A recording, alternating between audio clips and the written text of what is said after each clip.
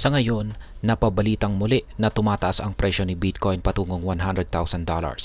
Isa sa mga dahilan nito ay ang desisyon ng Bank of Korea na magbaba ng kanilang interest rates. Ayon sa mga eksperto, ang pagbaba ng interest rates ay may direktang epekto sa mga investors at dahil dito ay tumaas ang demand para kay Bitcoin.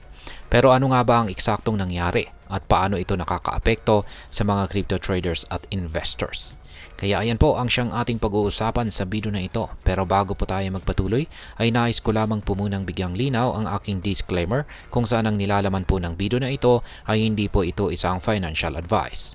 For education and information purposes lamang po ang layunin nito. Ayan, ano nga ba ang epekto ng rate cuts ng Bank of Korea?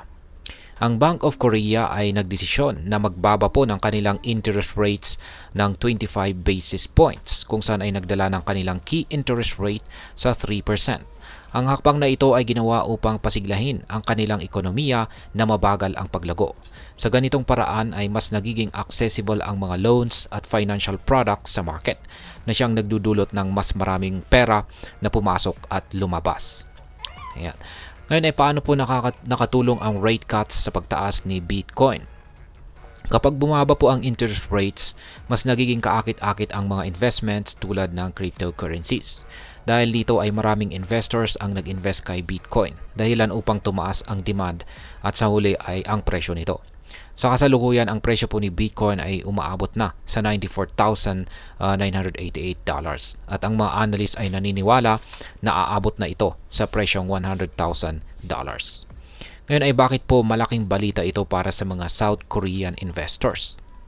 Sa South Korea ay maraming investors ang nagbenta ng kanilang small cap stocks at nag-invest na lamang kay Bitcoin. Ang small cap dominated Kosdaq index ay bumaba ng 8% habang si Bitcoin ay tumaas naman po ng 35% sa loob ng isang buwan. Ang malaking pagbabagong ito ay nagpapatunay na mas maraming tao ang interesadong mag-invest sa cryptocurrencies kesa sa traditional stocks. Ngayon ay ano po ang mga hamon na kinakarap ng South Korea? Bagamat lumalakas ang cryptocurrency market sa South Korea, may mga hamon din silang kinakaharap.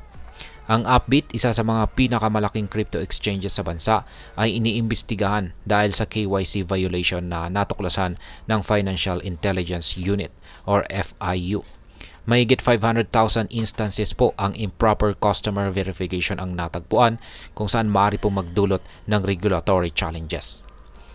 Ngayon ay paano naman po nakakaapekto ito para sa atin bilang mga Pinoy crypto enthusiasts?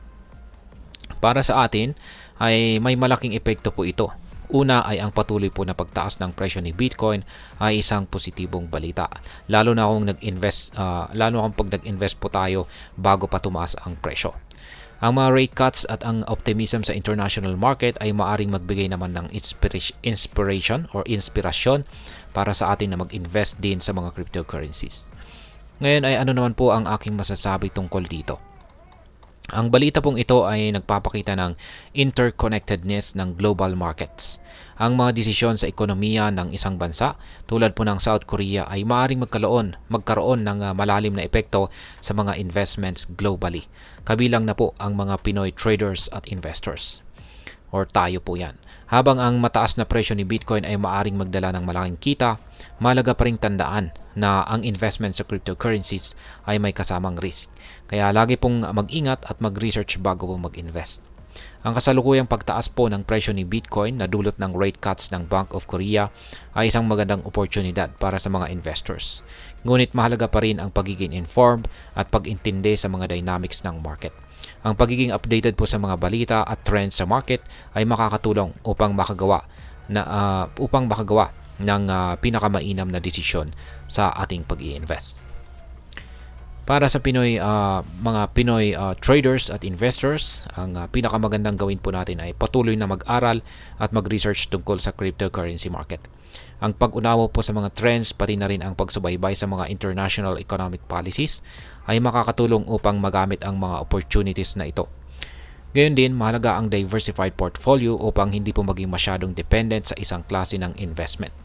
Sa pamagitan po ng maingat at na planning at strategic na approach, maaari pong makamit ang financial goals sa crypto trading. At ayan, hanggang dito na lamang po tayo sa video na ito mga ka-crypto. Sana po ay inyong nagustuhan ang aking paliwanag sa video na ito. Kung inyo po itong nagustuhan, pakiclick lamang po ang like button nito. Marami pong salamat sa panunood. Ingat po tayo lagi at God bless po sa ating lahat.